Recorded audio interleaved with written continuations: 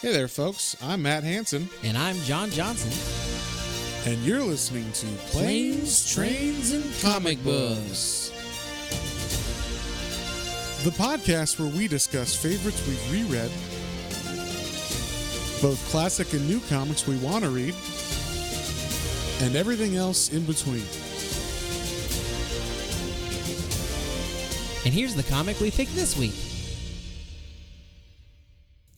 Hey there, everybody. Welcome back to another episode of Planes, Trains, and Comic Books. Today we got a little bit of a different issue.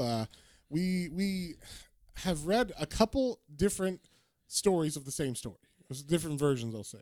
This is our first. We're doing a versus series. We've got a head-to-head comics of the same story. Yeah, I don't know. This might be our only one. Might be. Yeah, we'll see. I don't know if it's a series or just a single one, but every now and then, if we find something cool that's like the same story, just told by a different person or in a different comic, maybe we'll do head-to-heads of them or whatever. I do know that there's lots of Conan stories that do that because there's the old Marvel series, there's the new or the old Dark Horse series, and the new Cimmerian series, and the new Marvel series as well. So, so there's lots of ones you could pick from the same stories and then see how they do them differently. So, yeah. But this one was specifically I picked it because me and John had read this Frost Giant's Daughter story for an old podcast. Maybe like, what was it? It would have been episode 7 or something. Yeah, one of the first 10. One of the first 10. And then it got corrupted. So I lost the audio for it. So we stopped that. And then we were like, hey, let's do God in the Bowl instead. And that one is like number 10 or something. Yeah, I think it is number 10. God in the Bowl is number 10. So, that was a fun story too. I remember. Yeah. So that is volume 2 of the Dark Horse run.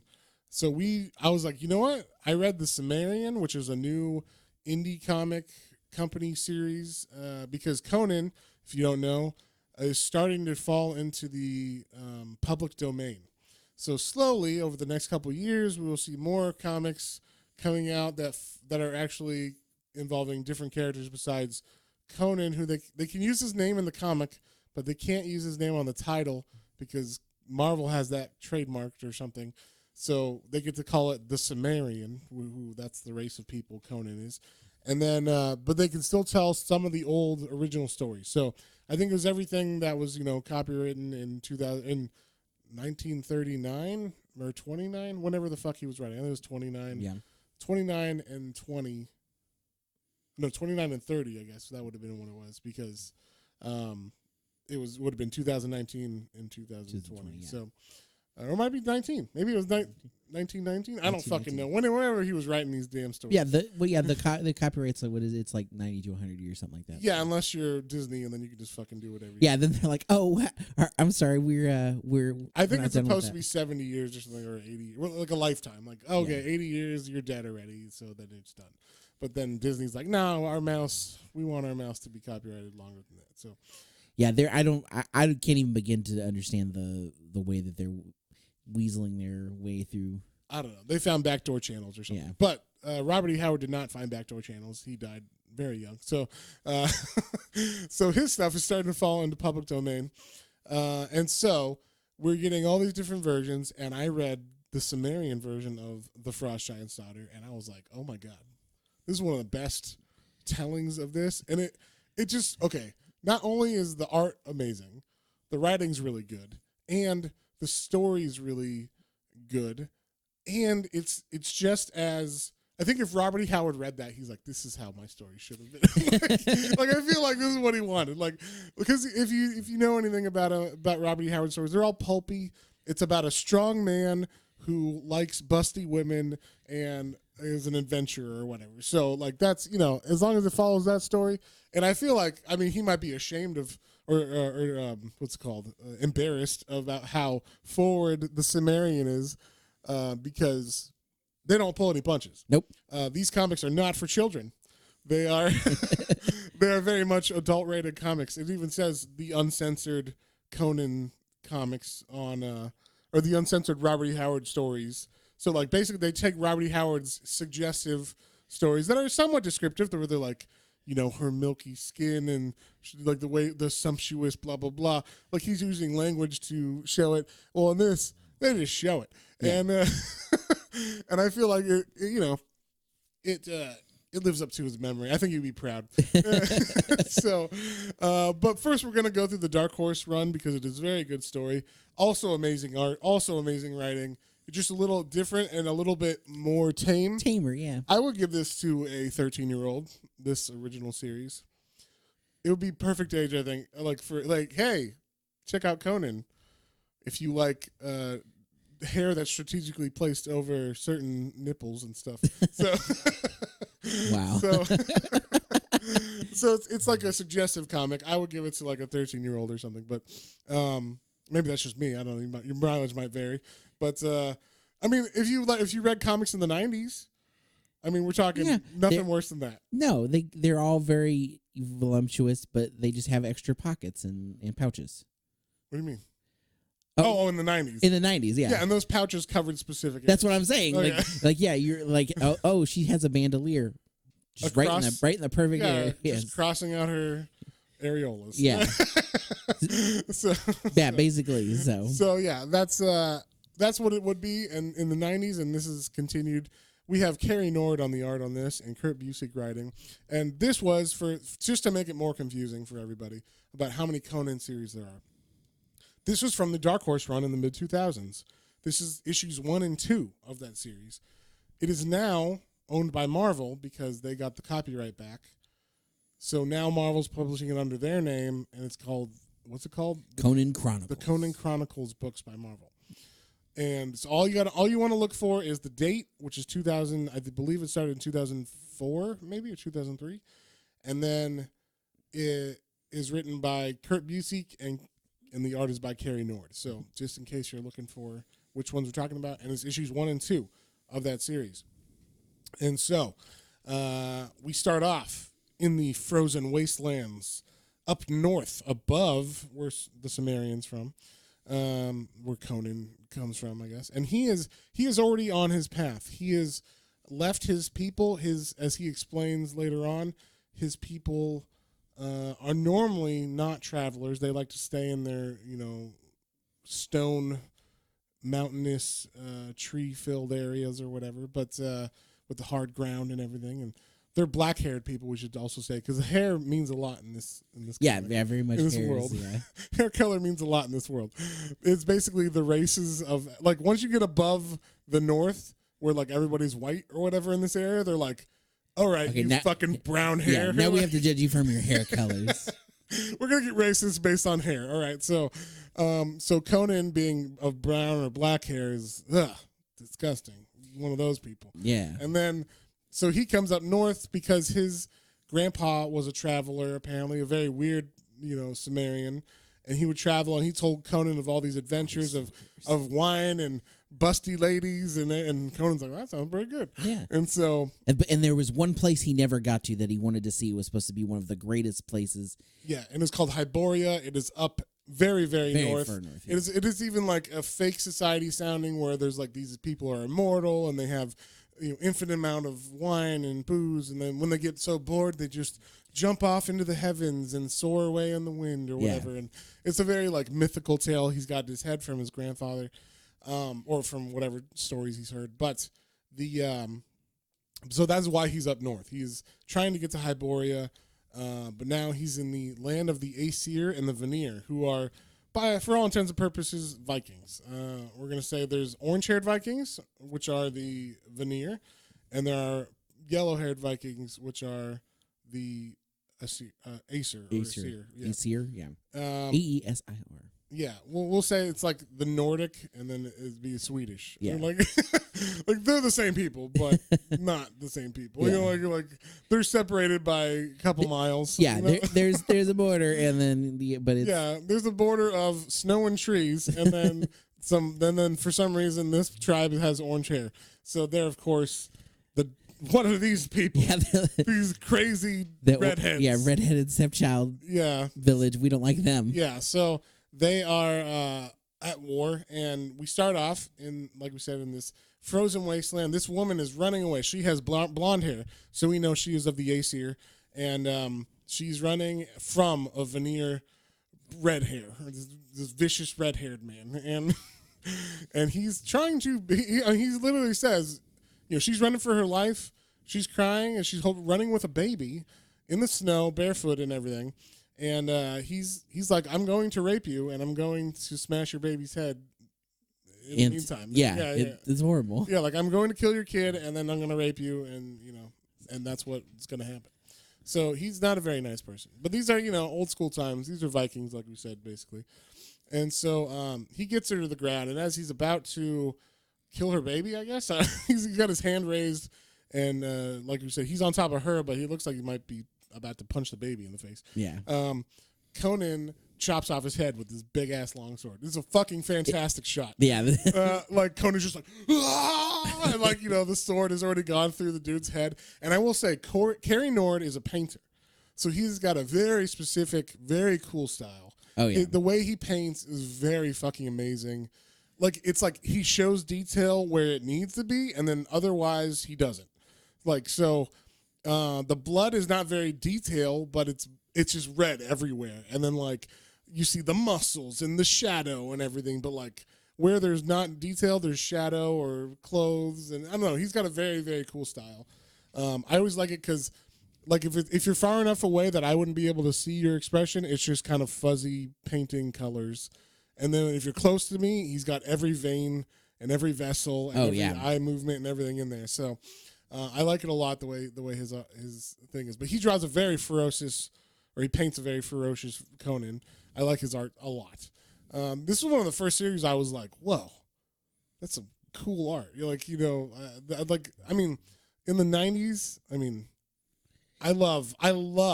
didn't realize how much I love those 90s artists like Jim Lee and Todd McFarlane and Rob Liefeld and everything. Yeah. Those have a special place in my heart just because that is what was cool when I was growing up. But, this is one of the first series I read. Like, I think Hellboy and this were me going like, whoa. Well, there's different. These are fucking cool artists, like these are really cool people. So I love the way he draws, but basically what's going on is the Vanir have attacked an Aesir village while the Aesir are out, like, for war. I guess they set a trap where the village would be unprotected. It's just old people, women, and young boys or whatever, or young kids in the village. And so that is what is going on. And they're basically burning the whole village down of the Aesir. And so Conan comes in and he starts murdering people. He just sees a village bird. He's like, oh, I'll help out, whatever. So he starts killing all these people attacking the village. And then all of a sudden they're like, wait, who's this brown hair? Who's this brown hair guy? What the fuck is he? He's not an Acer. And they're like, but we'll still kill him. And he just takes on all these fuckers. He just starts cutting arms. I love this too. He cuts off arms and it's not like detail violent, or it's not detail gore or whatever, but you just see like a red area with like a bone in it, so it looks like a steak. It looks like a cartoon steak. I just love the way that he draws like people getting their arms cut off and stuff. But so yeah, he's taking on like 4 guys at once. He's killing them all, no problem. And then all of a sudden, when they're about to like they're like, hey, we should all attack him at once. Basically, the Aesir show back up and like, what the fuck? Our village. And they're like pissed off. They see Conan after the red hairs ran away, and they're like, hey, this guy was with them. We should kill him and like, show him why you don't stick around a village you burned down and murdered a bunch of people for. And like basically the woman that he saved is trying to like, vouch for him, but she's not letting him, or they're not letting her talk, kind of thing. Yeah. Her name. Well, I would say her name is Henga. Henga, yeah. And she's important later on, but I liked that. Basically, she's like, my savior, and they're like, whatever. Like he was a killer, wasn't he? And they're just like, they're gonna take, they're gonna like, hang him or whatever, or kill him, or try to do that. And they like spit on him and stuff. And then he like takes I guess it's the husband of. I couldn't tell if it was a husband if they're just like together. Well, it's like I guess it's supposed to be husband, yeah. But yeah, what's her name again? Her name is Henga, and his name is Sajar. Sajarl. SJARL. I think it's Sarl. Sarl? Because the J would be J's a silent. Y or whatever. That's right. Sarl. Sarl. That's so my bad. Carl. Yeah, it's Sarl or Sjarl. Ciarl. So Sjarl. Ciarl. It's There the we go. easiest name to There say. It's not. There's a lot of fun names in this one. So. He gets punched in the face real good. Let's just say Conan beats the fuck out of him, and it's like, who else? And then two guys try to hold Conan back, and he still just throws them, like around, and then he's like, who wants to fucking die first? And then the chieftain is like, hold on, what's going on? And he's like, I came here, I'm fucking Conan, I saved your women, and this is how you treat me? And they're like, oh, we thought you were terrible because you have brown hair or whatever. We didn't realize you weren't with the red hairs, because what kind of person would be with the red hairs but a brown hair, you know? And so so they prejudged him, they were judging, they were being prejudiced is what they were doing. Yes. And so then the woman is like, yeah, you fucking idiots, I'm trying to tell you, he saved me and the baby and everything, and no thanks to you guys. Yeah, and the rest of our village that at least was around and not dead yet. So she's like, thank you, kind sir. And so they're like, hey, you're a warrior. Thanks for, doing that. And you can stick around and we'll feed you and stuff. He's like, well, I'm not going to be here long, but I'll stay for the night. I'll stay for some food. Yeah, I'll stay for some food, So he sits around, and this is where he gets his backstory about why he's like, because they're like, oh, Cimmerians don't usually go outside their land. He's like, oh, He's like, my my grandfather. And blah, blah, blah. What word he said. And so they're like, oh, it's very interesting. Like, we know of Hyboria. We could show you the way or whatever when you want to. But also they're like, why would you want to go there? That's fucking terrible. And then he's like, oh, no, I feel like it'll be cool or whatever. So he doesn't, maybe they know something that he doesn't know, but he tells them his version of Hyboria, and then they show what the Hyborians look like to them, and they're just kind of like a war, like a very tall warmongering kind of people or whatever. But his version is like, oh, they're nice, peaceful, like immortals that just live on milk and honey and live forever and all that stuff. So, deep within the pleasure dome. yes, exactly. Decreed by Kubla Khan. Kubla Khan. And so yeah, then we get the husband of Hangen. What was his name again? Sjarl. Ciarl. So Sjarl is like, he goes to his hut. He's like, Hangen, come on, babe. I don't want to sleep outside. And she's not in her tent, in the hut. And he's like, what the fuck? And then he looks, and she's running out back of the hut. And he's like, what? And he follows her. And Hangen, she's getting herself some Conan. She's like, oh man, these big strong muscles and this black hair. I mean, they show him kissing her, but I think they went further than that, because they just cut to the next day. And I think he got a little bit more than a kiss, if you know what I mean. I mean, he's Conan. So Yeah, probably. I mean, and he saved her and her baby. That's and true. made her husband look like an idiot. So, basically they're like, hey, why don't you? We're gonna go attack those yellow-haired bastards. No, the red-haired bastards. So why don't you come with us? And it's on the way to Hyboria, so we'll kill them and then take you there. And he's like, Yeah. oh, okay. He's like, oh yeah, sure, I'm down for a fight. Yeah. So he gets all armored up. He got his classic horned helmet from the old series. The old Marvel series, and he's got a bunch of extra armor he's not sure about, because normally Cimmerians they fight light, they like to move, they like movement, and he's like, it'll do, I'll work with it, I guess. But he's got all this fur and everything on him, and so they go to attack these veneer people who are red-haired, and then the second issue starts, and we see the battle has already started. It is already going on. And basically, there's only two men left in this battle. There is Heimdall, who is the warrior, the king, or the warrior of, was it? I guess you would say the leader of The leader of this war. He's a war chief, I guess, or whatever, of this veneer, right? These red-haired Northmen or whatever. And so, and there was only two people left. Like we said, it's him and Conan. And so they're fighting.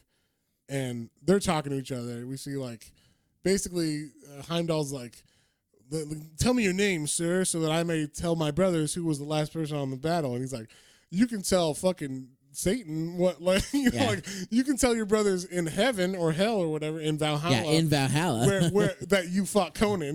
They're saying no, you're gonna die. No, you're gonna die. No, you're gonna die. They're just going back and forth. Then they start fighting, and like Heimdall gets a good helmet hit on him, but it doesn't pierce his helmet. It actually breaks his sword, and Conan's able to stab Heimdall right into the fucking heart and kills him right away. So then he's the last one on the battlefield. He starts getting kind of woozy, now that the battle's over. His adrenaline's wearing off, we'll say, and he got hit in the head.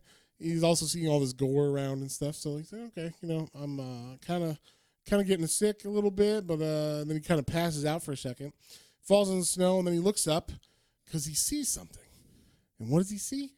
This beautiful pale skin, ivory skinned woman or whatever. Yeah. Like not like white. Not white. It's like bluish, icy, icy white, like a clear. I don't know what way to say it, but like almost as if like a grayish ice or something, Yeah. But it's like sparkly, and she's naked.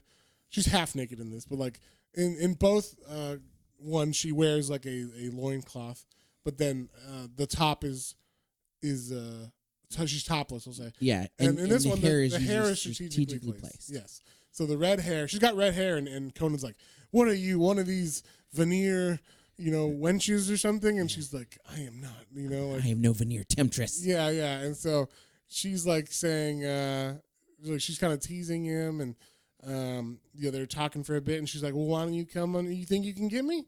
You think you can? You deserve this right here?" And she's like, starts kind of showing her body off to him, and he's like, "What's going on?" And but it says his gaze went again to her unruly looks, which at first glance he had thought to be red, but now he sees her hair is like a dazzling like mix of red and yellow, and it's like elfin gold, it says. So like basically she just looks like a goddess, basically, is what he's like. She looks of this world. Yeah. Like, not of this world. Basically, so, his pulse is starting to rage in his temples. Yeah. Only. In his temples. Yeah, well, I'm sure the blood is not flowing anywhere else, because he just gets in a rage. And basically what this is he is, she's a siren, basically. She's trying to call him into the depths of the snow. And by doing that, she is making him incredibly horny. And so he is in a horny rage now. That he was in a battle rage earlier, which is probably close to a horny rage. Probably similar. Yeah, your sword is is what's hard in that moment, but but in this moment it's a different sword we're talking about. And so he basically just starts to go after her after she kind of tempts him and says, "Are I not beautiful? Why don't you come try to get me or whatever? Follow me, And so he tries to get her, and every time he tries to get her, she's just like out of reach. Just a little bit out of reach. One thing I really like about this is, so Conan is wearing not only obviously the heavy armor, but like, he's kind of the big bulkier of a man. So like as he's going to like try to reach her, he has to tread through the snow, and she's walking on top of is like ever so lightly walking on top, like barely even an impression, if that. Yeah, so she's literally like she's like, it's really cool. I really like how it was done. Yeah, and so that makes him like slower than her always, and he's falling down, and she's like, "Oh, you clumsy lummox," and like, but just teasing him and trying to get him to follow her. And I will say sometimes the hair isn't always strategically placed in this one, but they don't have enough detail to really matter or whatever. So it's just kind of anatomically looking correct, but it's not exactly. There's no detail on anything. So that's why I said, you could show a kid, like a 13-year-old this. Someone who's had health class. Yeah. You could show this to them, and they'd be fine. But yeah, so she just keeps teasing him and taunting him until she just runs him so far into the snow. He's like miles away now from where he was in the battle. She's going over hills and valleys and everything and mountains till she gets to this one point. Where he's like, and he's saying like he's like, "This is a trap, isn't it?" Like, yeah, you better not lead me to a trap. If you lead me to a trap, I will fucking kill you. And like I'll take more than what you think I'm going to take. What like yeah, it's a little. He is. I mean, he's getting rapey, but I mean, once again, we had a hard time talking about this the first time we talked about it, like 2 years ago when we did it. But basically, he's getting rapey, but because she's making him rapey.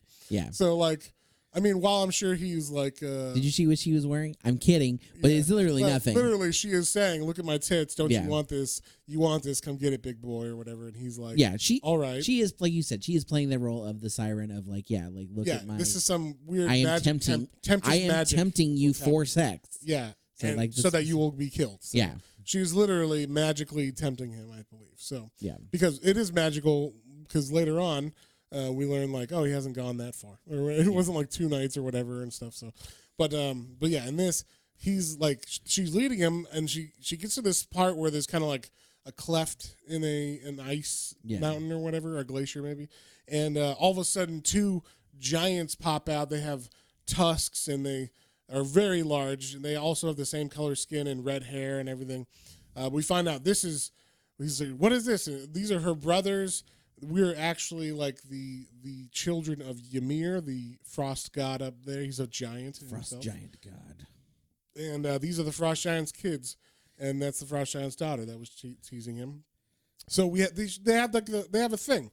They have the the classic, she leads them to this place, and then they kill him, and then what they do is they feed a warrior's heart to their dad, because like. That it's deserving of this god's meal or whatever kind of thing. It's supposed to be an honor, but obviously Conan don't want to die. Yeah. You don't want to die. So it ain't an honor when you don't want to die. And so so she's like, brothers, have at him, take his heart and feed it to our fathers. And he's like, fuck this. Like, this fucking bitch.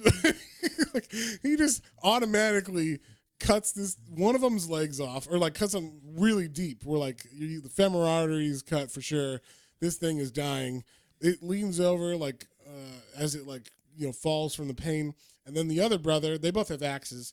The other brother like swings at him but misses because Conan's smaller and is able to dodge it, and he just like gets on one of the mountain sides, and then like he climbs up it real fast because Cimmerians are able to climb very well because they're from the mountains. Yeah, they feel like they're like parkouring up the sides. Yeah, they're kind of like goats. There like you go. Goats in the mountains. They are literally like that. When Conan in later stories is able to climb towers that have like glass smooth sides because he's like, I feel the crevices even though there's like nothing. There's like nothing. Yeah. He's like, but when you're like a Cimmerian, we can climb anything. So that's very much in Conan lore. He can climb anything. So he goes up this ice cliff and then jumps and fucking cuts this other frost giant, or the frost giant's head almost off. I think it just slits his throat, and then it's just her. And he's like, and now, girl. And she's like, no, you can't have. And he's like, I want my hearts, or you want hearts, witch? I'll give the rest of your brothers to you. And she's like, no. And he starts chasing her because now she's like, this ain't a regular man. Yeah, wait a minute, yeah. This is fucking Conan. And he starts, basically the lust is still in his heart, and he's trying to grab her now. He grabs her like loincloth off, so now she's like completely naked. And then he's like about to grab her like fully, and she cries out to Ymir. She says, "Father, help me!" And we see this lightning bolt come down and take her, and like she vanishes, and he kind of like falls down because it like hits him a little bit, and basically she is saved, but he's there, he's passed out. I love this page. It really looks like almost like a stained glass paste. Ooh, that would be I want that stained glass. Yeah, it'd be cool because it looks like she's like getting hit by this beam, and so is he. And it looks like it's the ice, but it looks like the clouds, kind of like in Michelangelo's God and David, or God and Man or whatever. And so they're not touching fingers though, but but it's Ymir's laser coming down or whatever, his lightning bolt, and 2 figures getting hit by it, and then Conan just falls asleep or whatever, and then he's woken up by the Aesir who find him, and they're like, "What's going on? Why did you leave the battle like after you won and just like walk into the wilderness? Like you're so far out here." And he's like, "I saw a woman." And they're like, "Woman?" And then one of the older guys is like, "You saw her too? That's Atali, the daughter of Ymir. I saw her when I was a boy, when I was in battle, and I thought it was a dream or whatever because I'd been hit in the head, but I saw her, her red hair and her skin, and I heard her singing and all this stuff." So, like, basically, he gets proved right, but then also he gets proved right because he's like, "I don't know." They're like, "No, it's just he got hit in the head," and he's like, "I don't know." And then he looks down and he's got her her like loincloth in his hand still. Yeah, it's so like clutched in his hand. it fucking was there. So yeah, like basically Conan confirms his story by showing that no, here it is. I have her loincloth in my hands. You can look at it. It's there. This was on her parts, right? And so, yeah, they don't ever say what happens to that loincloth, but I like to think the old man just took it and had it for himself. And No, Conan kept, he rolled it up and put it in his bag. It's like, he rolled it up for good luck or whatever? yeah. When he's lonely, he just looks at it. And, it's like the one that got away. Yeah. There you go. But yeah, so that is the end of this one. There's only 2 issues long. It's nice and short, and very well drawn, very well concise and to the point. And then we get the Cimmerian version, which so going into this, I just want to say, so like again, we had read that one, so that was more of a refresher. I was like, oh yeah, that's cool. I remember the story now. That's neat. I'm like, okay, and the art again is fantastic. So like, yeah, let's get into the Cimmerian and so this was the first Cimmerian. I'm so sorry, I did it anyway. He's gonna call it the Cimmerian every now and then. Yeah. So, just for fun, just to piss off all the Robert E. Howard fans out there. Yes. But it's the Cimmerian. The Cimmerian. And so he, once again, we said this is. It says Robert E. Howard, Savage Hero, Uncensored on the top of this comic, and this is the Frost Giant's Daughter. This is the first one I picked up in the store because I was like, I like Conan, Uncensored, Frost Giant's Daughter. Okay. Cool. And then like the cover. We said the one that was in the shops was by Peach Momoko, which is like a weird one because the Frost Giant's Daughter looks like she's 12. But in other covers that they have, she looks much more grown up and voluptuous, and so much more age appropriate. Much more like true Conan feel. Yeah, exactly. And this is by, we should say, Robin Recht. I don't know if man or woman or whatever, I don't know, but they are very, very good at art, and they also wrote this. And I liked the writing style. This is actually from the point of view of the Frost Giant's Daughter. Yeah. Which is very cool. It gives you a lot more insight into how the religion is of her and everything. They even talk about how fucking humans were born and all that stuff. So it was very cool that like they researched that. And then just the art is fantastic in this book. And like it's very gritty when it needs to be, but it's very pretty as well when it needs to be. I don't know, it fits in very well to this story. And I have to say, I mean, I love Cary Nord's version of Conan, but goddamn, he makes Conan look so badass in this. Same with Heimdall. Heimdall looks so badass in this comic. But basically, we start off with the Frost Giant's Daughter. She's looking onto this battlefield, like the battle that's about to happen. She kind of gives it we kind of miss all that early stuff from the last comic where Conan, was with these Vanir and Aesir and they're fighting and all that. So we cut to, I guess Conan is on the battlefield fighting, but these Aesir that are trying to find the Vanir, they got ambushed. They are just recovering from the ambushment before Conan and the couple people were left to fight that battle. It seems, I think they're tracking Heimdall at this. Yes, but I think these guys have just got they're the ones ambushed. That just got ambushed, and that's why they're killing. They won the battle of this ambush, but Conan's already forward with another group. Gotcha. They were supposed to catch up with them and then take on Heimdall, but they did not come. So that's why Conan and his people all got killed except Conan. And so, but yeah, so this is the group that has just been ambushed and they won that ambush, but they are they're torturing one of the Vanir, who's, like we said, redheaded. They keep that. The redheads are Vanir and the Aesir are blonde. And so they're like cutting this guy up. And he's like, fuck you, dogs. You go, by the time you catch up with Heimdall, all your people will be dead.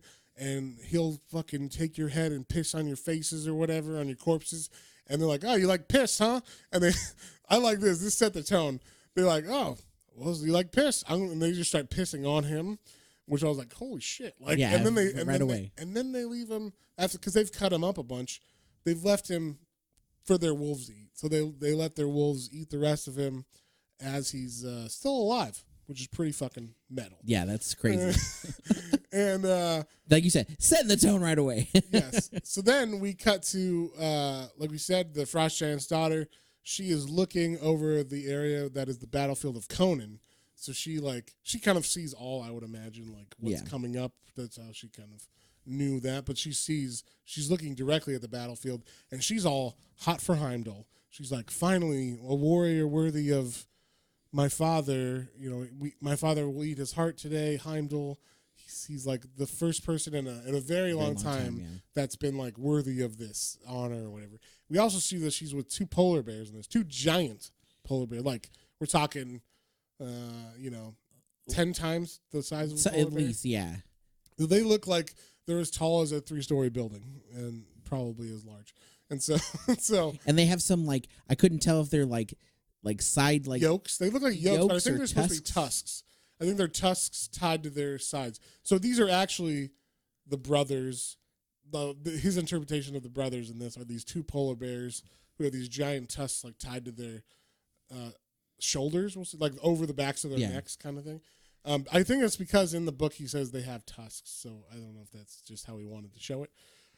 It's really cool looking. It is cool looking. I'll say that. So then she's overseeing this battle, and she's like we said, she's all in the Heimdall. She's like, Heimdall's gonna be great. I'm gonna taunt him after this, and he'll die and everything, and then we'll feed his heart to my dad. It'll be awesome.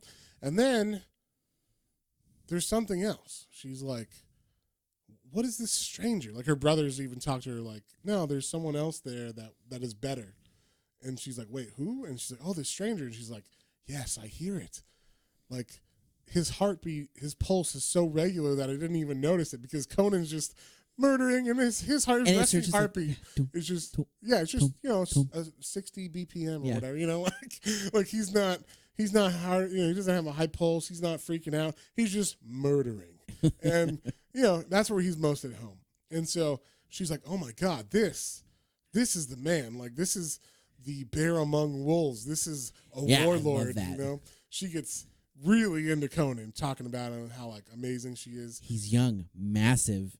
His muscles are powerful. Yes, and she is very. It's almost like she's taken aback by someone so, like, amazing as a warrior. Yeah, and she's like, "This is it. This is what my dad needs for a heart." So she picks him. Of course, he's got to live past Heimdall because just like in the last comic, the last fight is between him and Heimdall, and so Heimdall he hasn't really been injured or anything, but he's just kind of like bloody from his murdering. Yeah, and his helmet's off.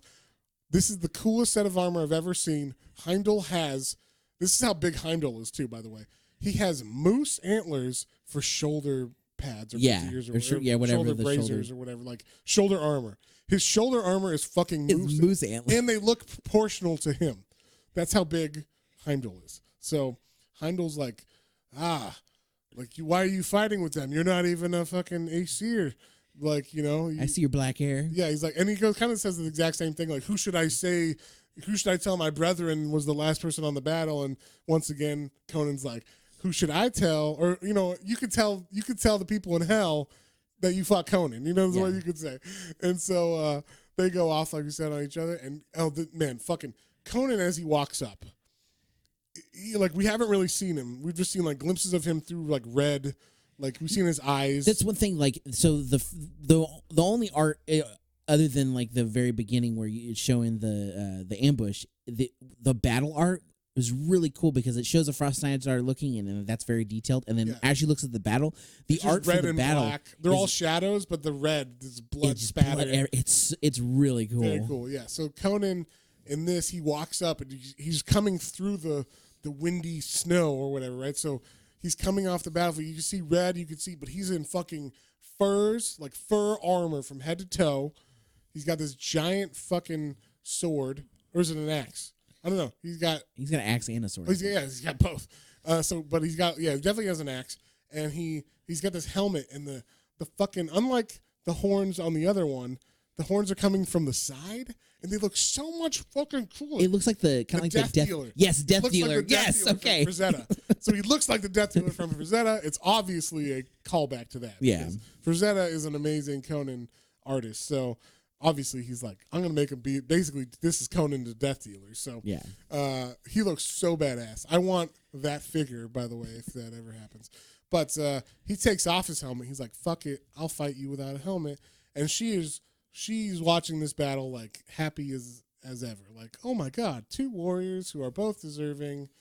But she wants Conan's heart because he was even more of a badass. And the first comic ends there, with like before the battle. Yeah, right at the cliffhanger of them. So then we start off the second one. And like I said, all of these are very adult. So this is like where the real adult stuff starts. She is naked in the first one, but you don't see that much. No, it's just you just kind of see the curves. You see the curves. You might see, a little more detail than the other one on in the nipple region or whatever. But her hair doesn't always cover strategically what it was in the other one. But she always has like her skirt on or whatever, her loincloth. And so with this, we see Heimdall and her fighting. I'm sorry, Heimdall and Conan fighting. And she's like running down to the battlefield now because it's coming to an end. And this is where like, okay, she's like completely naked. The loincloth is see-through. So there's like, in this, there's not even really a reason. Yeah, it was like, whoa. For the loincloth. It's cheesecloth, all right? Yeah, basically. So she's just there. And this is interesting too, because what happens is Heimdall gets a good blow on Conan and like knocks him down, and you think, oh man, Heimdall's kicking ass, And then Conan, this is the most fucking hardcore thing. Conan gets stabbed with a spear in the leg by Heimdall as he's trying to do his killing blow. But Conan moves, the spear hits his leg, and he reaches up and grabs Heimdall's lower jaw and pulls it off of his face. Yeah. He pulls Heimdall's. Let me say that. He pulls Heimdall's lower jaw off of his face.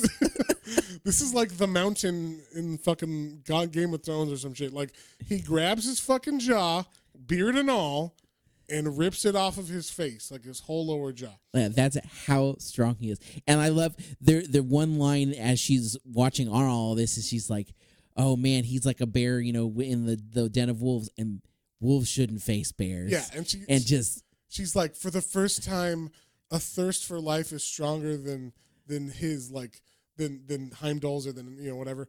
And like this is the first time anyone's been this much of a. She says, this brutal, this violent, this visceral. Like, this is exactly what I want for a heart. It's like perfect for my dad or whatever. Like, she's just so elated that this kind of a man exists. Yeah, and so he kills Heimdall, like puts a sword through his heart, and that's it, right? The battle's over. And then he turns around because he hears someone behind him. He's like, and he's like, a Vanir, because this woman has red hair, and he's looking at her. He's like, what are you? Where are your brothers? Are they here to like kill me or whatever? And she's like, oh, you say that because of my red hair, but I'm not one of them. And like they kind of have a back and forth. And basically, she just starts to taunt him, saying like, if you think you're so tough, like, why don't you come get me? I'm just a woman or whatever. And, so like, yeah, and she knows who he is. She obviously heard everything and can see everything going on there. Yeah, and like so she's like, And once again, she is naked, like see-through dress, naked. Everything's her breasts are completely out. So he's like, who is this naked lady? If you don't watch your mouth, like, because he's kind of like snipping off to him or whatever. Yeah. At first, and so it's not like at first it's just like a teasing, like, you think you're tough or whatever, and he's like, who are you, woman? Yeah. And did you not just see me murder all of these people? Yeah. And then he's like, look, you're fucking naked. Like, if you won't watch out, I'm a big guy or whatever. You're like, something could happen. Yeah, exactly. And then she's like not having that. She's like, oh, I'm sure Conan of Cimmerian, and she's like, basically, she just starts taunting him like crazy. She's bending over in front of him and everything. Like, look at all these. Look at all of this. Yeah. Like, she's going all out. Do you like crawling in front of a woman warrior? Yeah, like she's basically telling him, you're going to crawl in front of me because you want this so bad. Yeah. And so this one is way more taunting and sexual. Yeah, for sure. So she's like, come over here. And she like throws a snowball at his face. And so he just starts running at her. And very much so, like, he is getting more and more. I think he even like at first it's just kind of, he's mad that she's taunting him. But then obviously there is the like sexual, like she's awakening this weird, like she's weaving this weird sexual spell on him to make him like more and more follow her or whatever. And the same thing, I love that he has to tread and like really cut through this deep snow, and she's just hopping along on top like a little bunny rabbit. Yeah, it's so cool. Yeah, and like she's taking him. She says to like her father's throne. He's walking through all these woods and everything, and he loses track of her at one point. And so he's like, fuck it, I'll find her tomorrow. And he starts yelling, I'll find you or whatever. And he's about to sleep under like a rock. And then she comes. He's like, oh, your fire won't take here, because he's trying to light a fire. And she's like, let's make a truce for tonight and sleep here, and we'll resume our game tomorrow. And he's like, what? If I catch you, or believe me, if I catch you, you won't sleep. Like he's going all out on this. And so, and then she's like, oh, really? Tell me what would happen. And he's like, basically, she's just teasing him. But they do come to like an agreement of like, okay, I'll stop chasing you. But the whole time she's there, she's like, she's looking at him, and he's like, you shouldn't play with men. And she's saying to her inner dialogue, I love this look. The look you had the same when you slaughtered Heimdall. Like, because he's like, it basically says like, he's looking at first at her face and says, the steel of his eyes pierces me as they slide towards my breast, and then slowly lower. And then, so, because like we said, she's completely naked. And yeah, basically he just like is becoming so lustful after her, but she's like making this desire rise in him like on purpose or whatever. And so then they, like we said, they call a truce. She lets him sleep that night or whatever, so she has that night. Then she wakes up, and the chase continues. They cut to like mid morning or whatever, and he's still trying to get her, and she's like, he's like, you're mine. And he even like at one time does get her, and she's like laughing. He's like, I warned you, woman. And then she just pops like almost as if she transported herself away from him like magically. He's like, what? Like, I had you. And she's like, no, you didn't. Like, and then she's like, once again, still like, she's like, you want these? And she's like, it's very much. Yeah. She's like showing her breasts, and then she's like, oh, is this what you're looking for? And she's bending over in front of him and everything. And he's like, I'm going to go crazy. And then she finally gets to the area that she wants to get him to, which is she calls it the Ord-Rorir. Very hard to say. Ord-Rorir, which is like, it says it's the cauldron of the world. It's where like the first men were taught to worship her father. It's very basically sacred. It's a sacred mountain. It's like a mountain peak. And so he finally gets to that place, and she's standing right in front of him. And he's like, finally, you're going to admit defeat or whatever. And she's like, no. And basically the whole mountain cracks open, and she says, he's like, would you go to hell for me? And he's like, what? And then she pushes him, and he falls in the crack, and then he falls down into like an icy water river, like in the middle of this mountain is like an icy lake, we'll say, a glacier lake. Yeah, and he's like, witch. She's falling down. She's like, witch. Goddess. Yeah, and then so he falls down, and then he falls in the ice, and he just sees, there's just all these other bodies that have fallen in there, other men, other warriors, and they're all like dead and decaying and bones and everything. And she's saying like, I can feel your heart racing, your muscles tense, and she starts to feel herself. Yeah, no, yeah, she starts masturbating, and she's just like, I can see your fear, instinctive, visceral, and she's like, Conan, and she's calling out to him while she's masturbating, and he's like hearing this like in his head, and he's like, what? Like, it just makes him like come, like at first he's like, man, it's really cold in here, I don't know if I'm gonna, and then he's like hears her calling out to him, and it drives him so crazy. And then all of a sudden, it's like Harry Potter or some shit. These fucking things come alive, or like Lord of the Rings. Yeah. These dead bodies come alive that are in here and start trying to pull him down. And he's like, I'm killing all these fuckers. Yeah, he takes off like all of his extra like armor underneath. Yeah. And so just takes a sword and cuts them down. And then he's running up because he's hearing her yell, Conan, come, and like while she's masturbating. And like they don't. pulling No, punches. They're it was- showing everything. Yeah. I mean, not everything, but I mean, they're showing what she's doing yeah, but fairly graphically. yeah, enough to where like you know what she's doing in that Yes, panel. there's no suggestion. Obviously, it's not I detailed. I have never until this comic. I've never read a comic where it was like, holy, like I feel like I'm watching a. yeah, like I'll be in my bunk. Here. What are you reading out there? Nothing. Go away. Yeah, you wouldn't want to pull this one out on My a wife's plane. like, hey, what comics are you reading this week? I was like, just some Conan. Nothing. Go away. Of course, it's going to be the worst page. Yeah. The page is the most explicit or whatever. Let me see what you're reading. Yeah. Hold on. Yeah. Forward. It's all frozen. It froze. God damn it. Yeah, but yeah, this is not one to read on a plane No. or like in front of your parents or at church or something. It's definitely one to, be careful where you're reading it, I guess. Unless you don't give a fuck, and then, show it on the bus or whatever. Who cares? But yeah, so anyway, he's like, he finally gets out of the water, gets onto the ice, like side or whatever of it, and he's like, which you will pay, you hear me? And she's like telling him, like, come on, and he's like, fuck it. And he climbs the side of this fucking ice wall, and makes it to the top. And she's like ready for him, like just waiting there and like kind of looking like, okay, like we're gonna get it on now is what she kind of looks like. But she says, basically, my father, he only drinks from the torrents that flow from heroes' blessed victories. So, those born to kill were warriors worthy of me. So like this was like the last, if you make it out of this cave, you are officially, worthy of me, meaning I guess, to be with her. But then, it's not going to happen Yeah, because we're going to take out your heart. yeah. And so the funny thing is all those other guys, they made it this far and they still like they still didn't get their hearts eaten or whatever. They didn't, it didn't work, I guess. Yeah. Or maybe those are the ones that got their hearts eaten, they threw them back in. I don't know.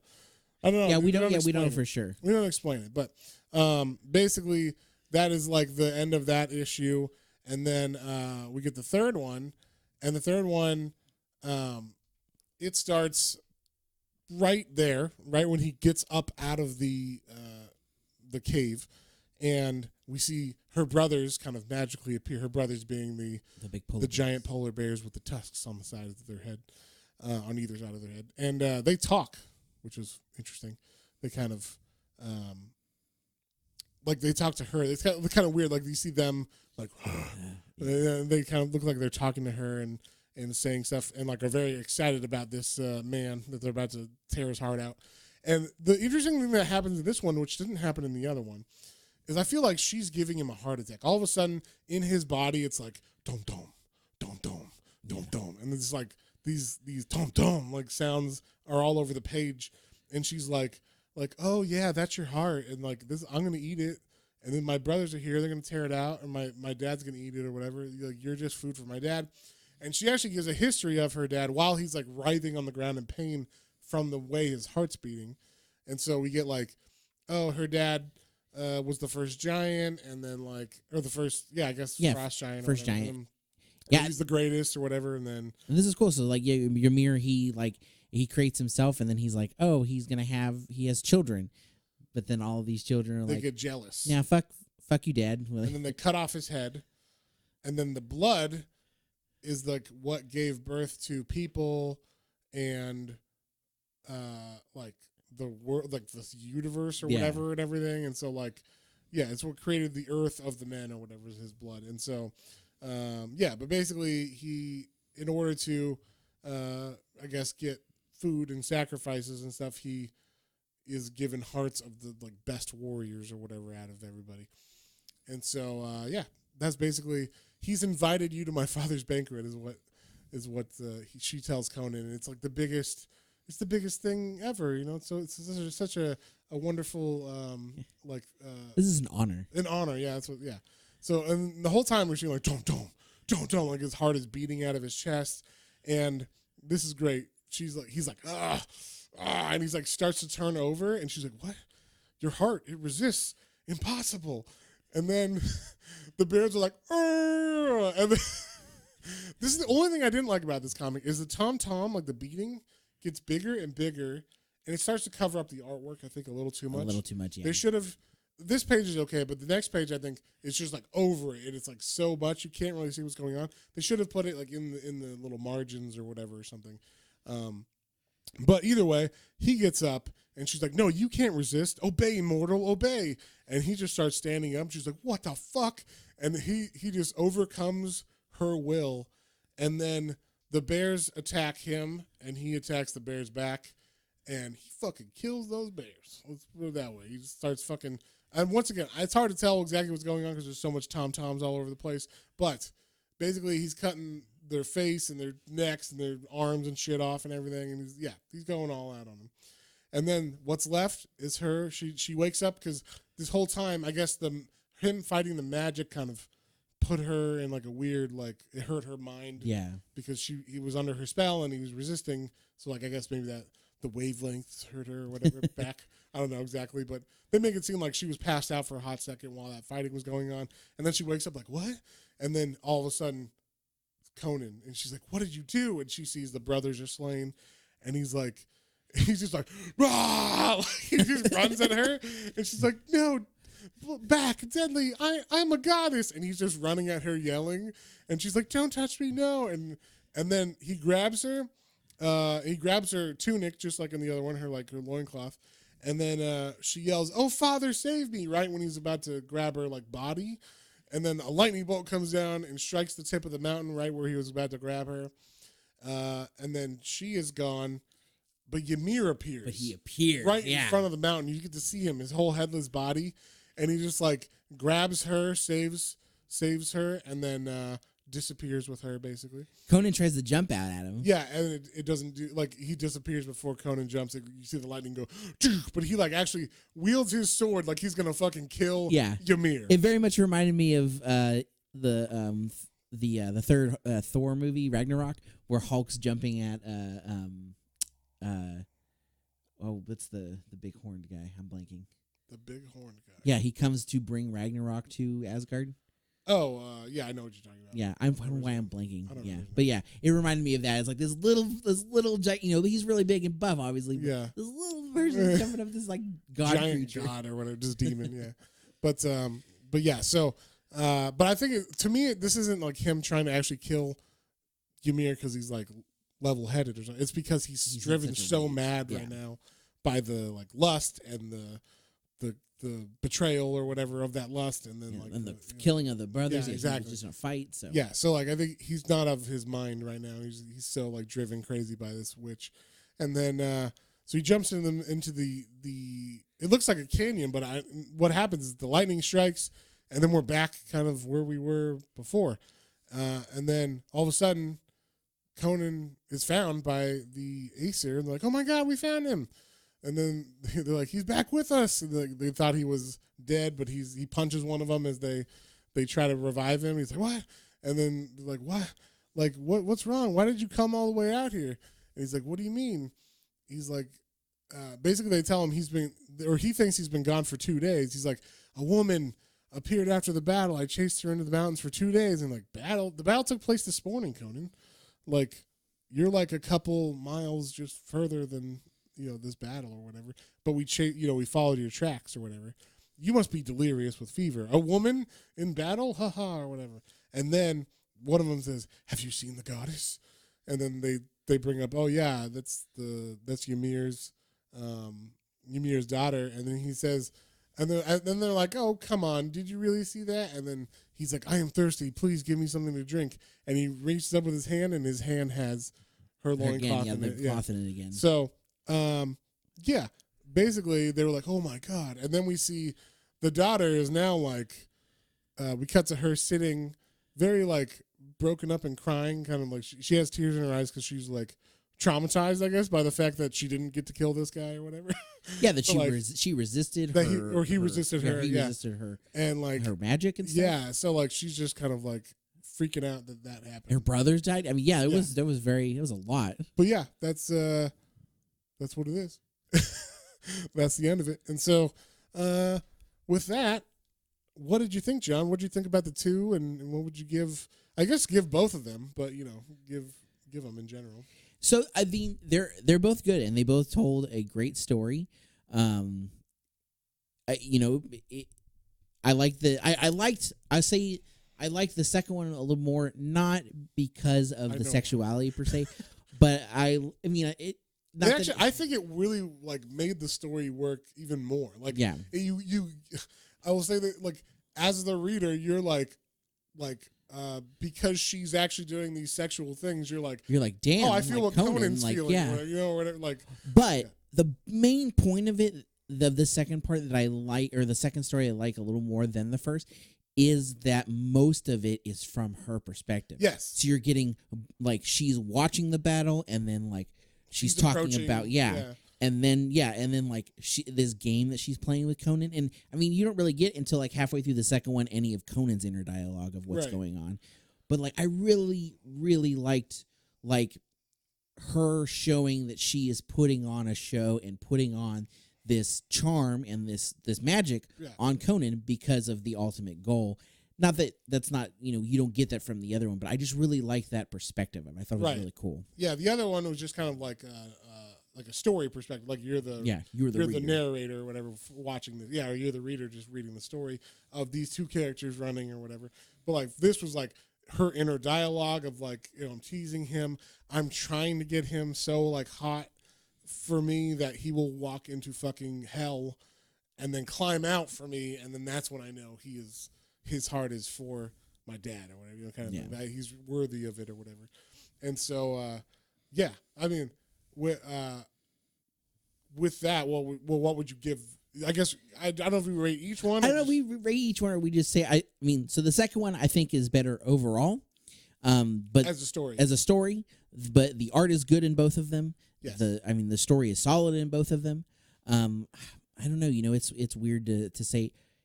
I mean, if anything, I guess I would say rate this one since they're both the same story, and we already read the other one. We're comparing them, and we like the other one. We'd say I think we gave the other one like an 8 when we first did the like whole book or whatever. I would say 7 to 8. So 7 for the Dark Horse Marvel to the 8 for. You know, I gave it an 8. I gave the other one. I think you gave it a 7 last time. So. Yeah, and then that's what I would do with this. Like, I mean, it's pretty badass, and it's not. I mean, not that it's not like I feel like maybe it's too low. It was really good. I'm saying it's not like not a perfect comic, but it's, you know, specifically that type of story. Yeah. But it was really good. Yeah, and I've read they actually in the back of these posts they have the actual story. So you can read in the back of each of these comics, they have like the section that follows the area that you're of the story from Robert E. Howard. So you can actually read the original and compare it to what's going on. Once again, his original is much shorter than like a 3-issue comic or whatever. It's actually like 4 pages. Yeah, it's a real short story. Yeah, so like if you read it, the suggestion of all these things are there, but and that's why Marvel can or DC, or Dark Horse can, you know, suggestively have some of this stuff, and you know he's not saying she's masturbating, but he's implying that she's, you know, tantalizing him and being teasing him and all that stuff, and so sexually obviously, and so like he's lustful after her, right? Yeah. So like this just made it so much more like impactful, I thought, and then the art is fucking fantastic. He looks so badass at the beginning of this comic, like I couldn't get over like how badass. Yeah, and like you said, even Heimdall's. Heimdall looked badass. But the fact that he rips Heimdall's fucking jaw off is like the craziest thing. Like I was like, oh my god, it's so cool. And then also she adds in like, and they kind of say this in this story because I read the story in the back of this just to see like what was different, because this has a little bit of difference in it. But like the whole like lake and stuff, that's not really in the main story. She talks about like. The other heroes past and stuff like that. So I think that's what they were going for with that whole like ice lake where the other heroes are down there, or the other warriors. And and he has to fight them off. But like that interpretation of it, I thought was very cool.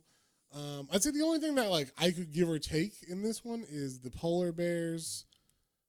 Maybe if they didn't look just like polar bears, maybe if they had like polar bear heads or something, or like they were some kind of, they're literally just like large polar bears.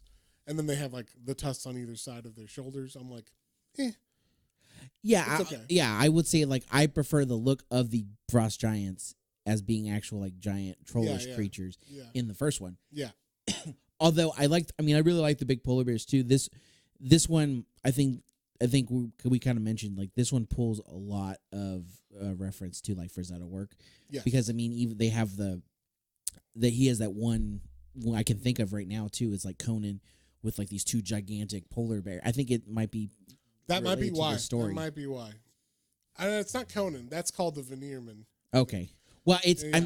I apologize. Yeah, I don't remember specifically, but I can whatever. see the image. He's got a thing that he paints, and it's muscly guys in frosty areas with babes and swords And giant polar bears, And yeah. giant polar bears. So, yeah, I definitely hear what you're saying. It's probably why he did it. He's probably like, you know what? I've always wanted to draw giant polar bears, just like Frazetta did or whatever. But He should just give him polar bears. We should just made like two teeth stick out. Really yeah, big. made him look a little more ferocious than polar bears. Or Yeah. something, or like their skulls are like sunken in or something, so they look evil or some shit. I don't Yeah. know. Could have done something a little more. But that's my only gripe with this one is like, other than that, I like everything else about it immensely. Oh, we And, know you like it. Yeah, I've read this multiple times. But I mean, come on, we're all adults. Obviously, don't give this one to a 13-year-old. Give this, this is your 17-year-old comic reader. You give the other one to your kiddo, and then this is your Yeah, when they this is get your when they get version. old enough, you give them this one and you say, "Here you go." Are we kidding? This is nothing compared to anything you find on the internet nowadays. But No. it was definitely, I liked it because it was so suggestive and it was so like, Yeah, it added. I'll like you say said. it's erotic or whatever. Like Yeah. it's got its place, I think, and it because it wasn't what's it called, over. I don't think it was overly though. It made its point, and then where it needed to, it would get more explicit or whatever. Exactly. It's erotic, not graphic in what they're showing. Yeah, so that's kind of like, I think the better way to put it, it's not like some porno mag or something, or like there's definitely adult comics that you can get that are like, we're showing everything, and it's like, all right, like this is kind of throws me off. Why are we reading this? Is it for the story? No, this is actually for the story. This is suggestive poses that enhance the story, and you get what is going on, but you don't actually like. It's not hardcore. Right, and we're me and John are saying this explicitly because we're not creeps, all right? We're not. Yeah. We can both say we are both attracted to females, and everybody likes who they like. But yeah, this one appeals to us a little bit more.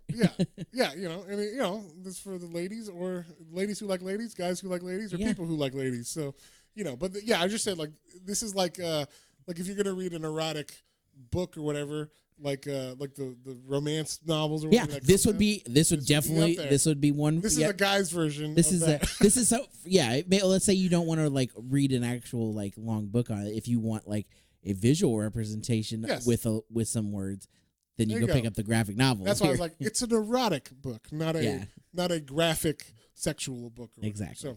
So we've harped on this too much, probably. We're just trying to say we're not creeps. We're not pervs. We're not pervs. I promise. Yeah, but anyway, this is like I said from an indie company called Ablaze, and they're doing a bunch of different stories.